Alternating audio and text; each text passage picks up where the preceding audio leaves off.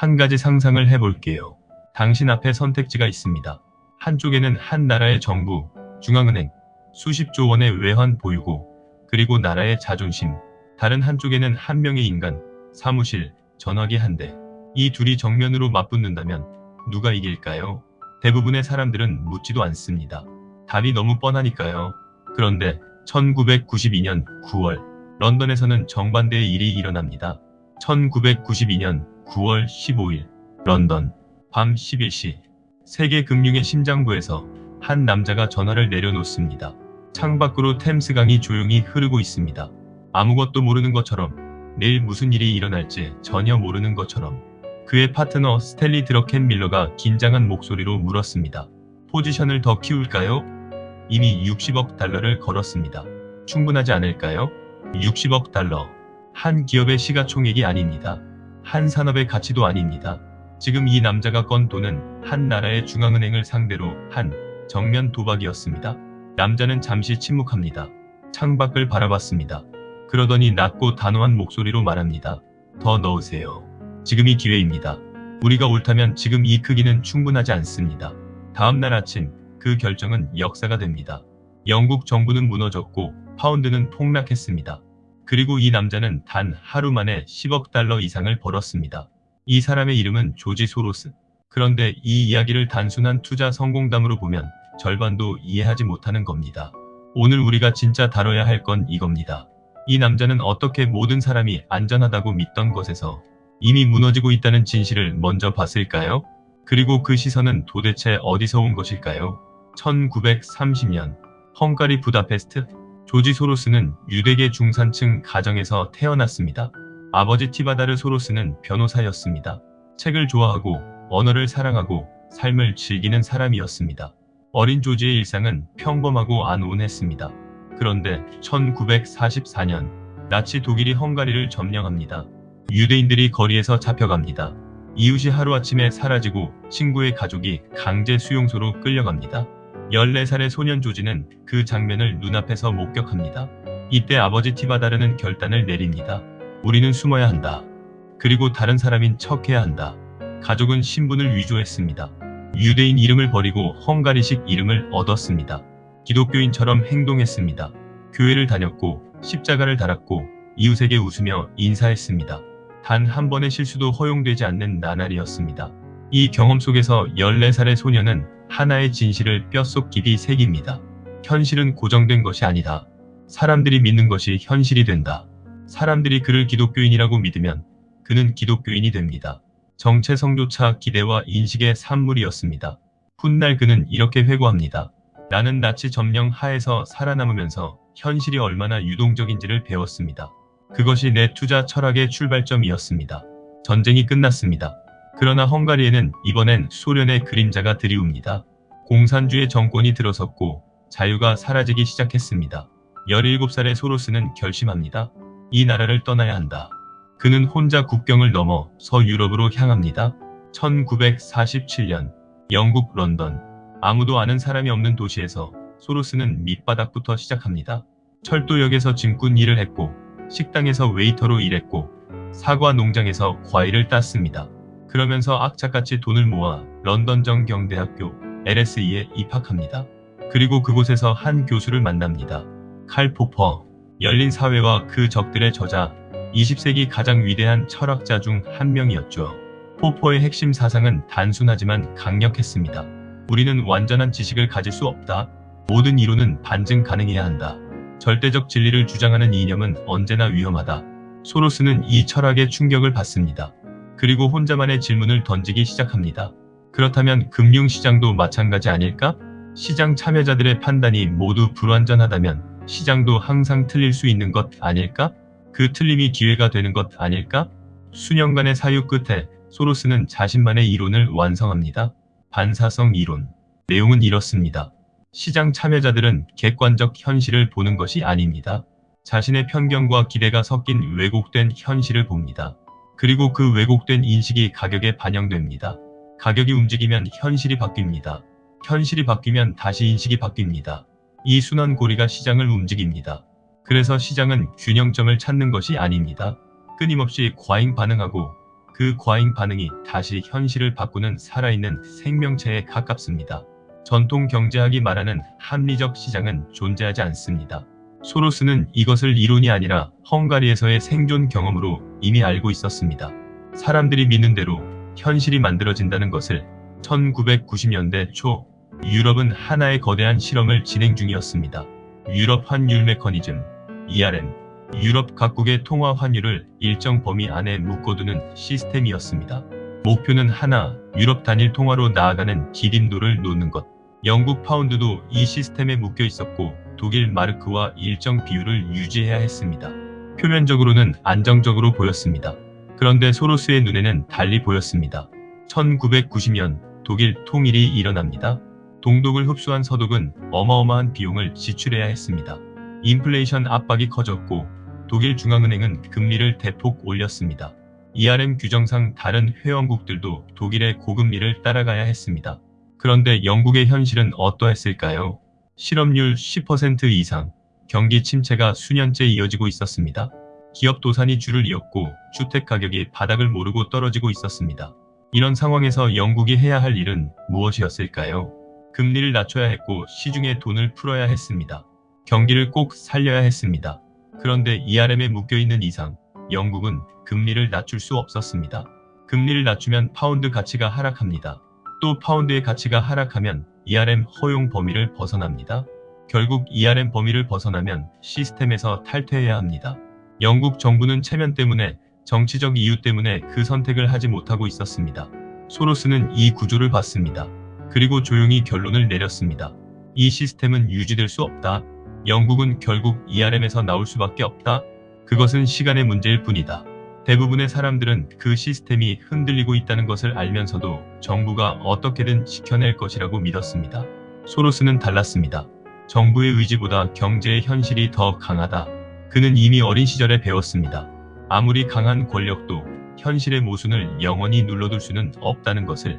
1992년 여름부터 소로스의 퀀텀 펀드는 조용히 움직이기 시작합니다. 파운드와 공매도, 파운드 가치가 내려갈 것에 베팅하는 전략입니다.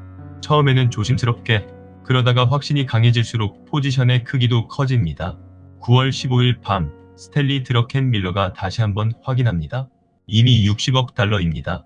여기서 더 늘리는 건 무리 아닐까요? 소로스가 답합니다. 우리가 옳다면 이 크기는 충분하지 않습니다.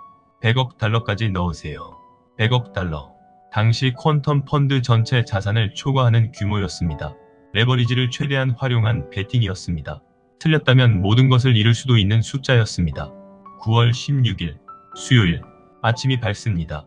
영국 정부는 파운드를 지키기 위해 총력전에 나섭니다. 오전 기준금리를 10%에서 12%로 올립니다. 효과가 없자 오후에 다시 15%로 올립니다. 하루에 2번. 인상은 한 것이죠. 영국 중앙은행은 수십억 파운드를 쏟아부으며 시장에서 파운드를 사들입니다. 그래도 파운드는 계속 팔렸습니다. 소로스의 퀀텀 펀드만이 아니었습니다. 그의 포지션이 알려지면서 전 세계 투기 자본이 같은 방향으로 일제히 쏟아졌습니다. 오후 7시 30분 영국 재무부 장관 노먼 라몬트가 카메라 앞에 섭니다. 얼굴이 창백합니다. 그리고 목소리가 떨렸습니다. 영국은 오늘 유럽 환율 메커니즘에서 탈퇴합니다. 파운드는 폭락했습니다. 소로스의 베팅은 정확히 맞아떨어졌습니다. 단 하루 약 10억 달러 이상의 수익, 영국 납세자들의 손실은 약 34억 파운드로 추정됐습니다. 이날은 역사의 블랙 웬즈데이로 기록됩니다. 그리고 조지 소로스라는 이름은 하룻밤 사이에 전 세계에 퍼졌습니다. 언론은 그를 두 가지 방식으로 불렀습니다. 하나는 영국 은행을 무너뜨린 남자, 다른 하나는 유럽을 약탈한 투기꾼. 어떤 사람들은 그를 영웅으로 봤습니다. 이미 썩어있던 시스템의 진실을 드러낸 사람, 누구도 말하지 않으려 했던 왕은 벌거벗었다를 외친 사람, 또 어떤 사람들은 그를 악당으로 봤습니다. 수백만 영국 시민의 삶에 충격을 준 투기꾼, 한 나라의 경제를 개인의 이익을 위해 흔든 사람. 소로스 자신은 이렇게 말했습니다. 나는 시스템을 만들지 않았습니다. 이미 무너질 준비가 된 시스템을 발견했을 뿐입니다. 이것이 핵심입니다. 그는 파운드를 무너뜨린 것이 아니었습니다. 이미 균열이 있던 시스템의 균열을 더 빠르게 드러낸 것이었습니다. 그리고 그 통찰에 자신의 모든 것을 걸었습니다. 블랙 웬즈데이 이전에도 소로스는 이미 전설이었습니다. 1969년 그는 짐 로저스와 함께 작은 헤지펀드를 설립합니다. 초기 자산은 약 400만 달러. 이름은 훗날 퀀텀 펀드로 바뀝니다. 이 펀드의 수익률은 금융 역사상 유례없는 수준이었습니다. 1969년부터 1994년까지 연평균 수익률 약 35%. 같은 기간 S&P 500의 연평균 수익률은 약 10%. 소로스의 퀀텀 펀드는 그 3배 이상을 25년 동안 꾸준히 기록했습니다. 만약 1969년에 1만 달러를 퀀텀 펀드에 투자했다면 1994년에는 약 4억 달러가 됩니다. 같은 돈을 S&P에 넣었다면 약 10만 달러였을 겁니다. 어떻게 이것이 가능했을까요? 소로스의 접근법은 단순합니다. 남들이 사실이라고 믿는 것을 가설로 봅니다. 모든 시장 참여자의 판단이 불완전하다면 시장은 언제나 잘못된 가격을 형성할 수 있습니다. 그 잘못된 가격과 현실 사이의 간극을 먼저 발견하는 것, 그것이 소로스의 전략이었습니다. 그리고 블랙 웬즈데이는 그 전략의 정점이었습니다. 그러나 소로스의 이야기는 영광만으로 이루어지지 않았습니다. 1997년 아시아 금융위기, 태국 바트워가 폭락합니다. 말레이시아 링깃, 인도네시아 루피아, 한국 원화까지 연쇄적으로 흔들립니다. 수백만 명이 일자리를 잃었습니다. 평생 모은 재산이 하루아침에 반토막이 났습니다. 많은 나라에서 소로스를 지목했습니다. 말레이시아 총리 마하티르 모하맛은 국제 무대에서 공개적으로 외쳤습니다. 조지 소로스는 아시아를 약탈한 범죄자입니다. 소로스는 부인했습니다. 그가 아시아 금융위기의 직접적 원인이었는지는 지금도 학계의 논쟁거리입니다. 그러나 확실한 것이 있습니다. 한 개인의 투자 판단이 수십 개 나라의 경제에 파장을 줄 수 있는 규모로 성장했다는 것, 그것 자체가 하나의 경고였습니다. 한편 소로스는 그 막대한 수익을 다른 방식으로도 사용했습니다. 1979년에 설립한 오픈 소사이어티 재단을 통해 수십 개 나라에 수십억 달러를 기부했습니다. 민주주의가 위협받는 나라에서 언론을 지원하고 교육을 지원하고 시민사회를 지원했습니다. 칼 포퍼의 열린 사회라는 철학을 돈으로 세상에 구현하려 한 것이었습니다. 그는 단순한 투기꾼이 아니었습니다. 자신의 철학을 세상에 새기려 한 사람이었습니다. 한 인간 안에 극단적인 빛과 극단적인 그림자가 공존했습니다. 그것이 조지 소로스라는 이름의 진실입니다. 많은 사람이 이 이야기를 들으면서 이렇게 생각합니다. 나도 저런 확신이 있었다면 달랐을 텐데. 그런데 여기서 하나의 오해가 있어요. 소로스의 확신은 맹목적인 것이 아니었습니다. 그의 확신은 세 가지 요소로 이루어져 있었습니다. 첫째, 구조를 읽는다. 표면의 숫자가 아니라 그 아래의 모순과 균열을 봅니다. 이 RM은 표면적으로 안정적이었습니다. 그러나 구조 안에 파괴의 씨앗이 있었습니다. 둘째, 틀릴 가능성을 항상 열어둔다. 확신이 있어도 자신이 틀릴 수 있음을 항상 전제합니다. 새로운 정보가 들어오면 즉시 판단을 수정합니다. 셋째, 옳다고 판단되면 충분히 크게 베팅한다. 망설임 속에 기회를 놓치지 않습니다. 확신의 크기만큼 베팅의 크기도 키웁니다. 특히 두 번째가 중요합니다. 소로스는 한 인터뷰에서 이렇게 말했습니다. 나는 내가 틀릴 수 있다는 것을 알기 때문에 성공했습니다. 내가 옳다는 것을 의심하지 않는 사람들이 실패하는 이유가 바로 거기에 있습니다. 확신과 고집은 다릅니다. 확신이 있는 사람은 새로운 정보 앞에서 즉시 수정합니다. 고집이 있는 사람은 새로운 정보를 무시합니다. 소로스는 확신이 있었고 고집은 없었습니다. 이 차이가 전설을 만들었습니다. 그는 또 이렇게 말했습니다. 나는 내 자신의 오류를 인식하는 능력을 키우는데 평생을 바쳤습니다. 그것이 나의 진짜 경쟁 우위입니다. 우리는 성공한 투자자를 이렇게 상상합니다. 저 사람은 무언가 특별한 정보를 갖고 있겠지. 저 사람에게는 특별한 내부 정보가 있겠지. 그러나 소로스가 가진 것은 특별한 정보가 아니었습니다. 특별한 질문 방식이었습니다. 이 구조는 정말 유지 가능한가? 이 하나의 질문이 역사를 바꿨습니다. 소로스는 전쟁의 폐허에서 태어나 철학의 도서관에서 성장하고 시장의 전장에서 싸웠습니다. 그의 삶 전체가 하나의 질문에 대한 답이었습니다. 세상이 불완전하다면 그 불완전함을 어떻게 볼 것인가? 지금 여러분 눈앞에 보이는 것이 전부인가요? 아니면 그 아래에 이미 균열이 시작된 무언가가 있지는 않을까요? 소로스가 우리에게 남긴 가장 큰 유산은 돈이 아닙니다. 그것은 이 질문입니다. 당신은 지금 표면을 보고 있나요? 아니면 구조를 보고 있나요? 이 질문을 가슴에 품고 세상을 바라볼 때 비로소 우리는 균열을 볼 수 있습니다. 그 균열 속에서 기회가 태어납니다. 여러분 주변에서 혹은 여러분의 삶에서 이 구조는 이미 균열이 시작됐다고 느끼는 것이 있다면 무엇인가요? 댓글에 여러분의 생각을 남겨주세요.